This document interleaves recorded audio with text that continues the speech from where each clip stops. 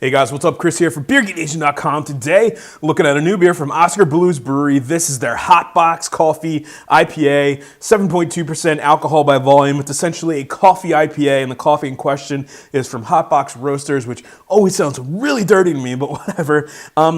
Coffee IPAs have been around for a few years. As far as I can tell, as far as I can remember, McKellar was actually the first one to combine coffee and an IPA, and from there, a few breweries have done them. It's kind of I don't want to say an acquired taste. It just sounds odd to a lot of people, but believe it or not, it actually works. Fresh coffee, if it's really high quality coffee, it has like almost a pepper skin flavor, kind of almost like a fruitiness to it, which really helps to play off some of the hops. And don't be afraid of them. That's what I'm saying, I guess. So let me get into a glass so you guys know how it smells, tastes, give you the final verdict on the Oskar Blues Hotbox Coffee IPA. All right, guys, the aroma. Yeah, you're definitely getting fresh pressed coffee, cold brewed coffee, really high-end coffee or aromatics, chocolate, a little bit of fudge, but you're definitely getting like a dank, oniony hoppiness to it. Getting that green pepper in there, nice bready kind of maltiness. Very interesting smelling beer.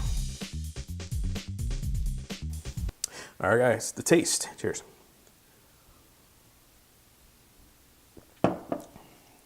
Yeah, wow.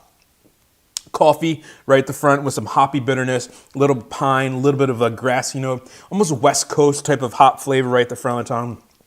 Blending with the sweet coffee notes, chocolate, a little bit of chocolate, not too aggressive. Middle of the mouth, the hops start to take over. Coffee kind of lingering throughout the palate. Grapefruit, pine needles, a little bit of maybe like a tangerine type of flavor.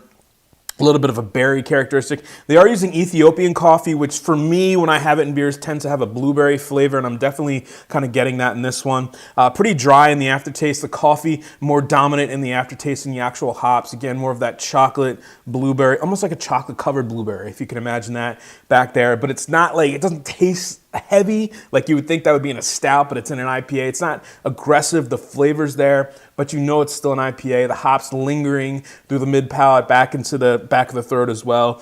Very easy to drink. It goes right down. It's dry like a West Coast IPA, but that coffee flavor adds a little bit of sweetness to it, but it doesn't stick around. Very well crafted beer.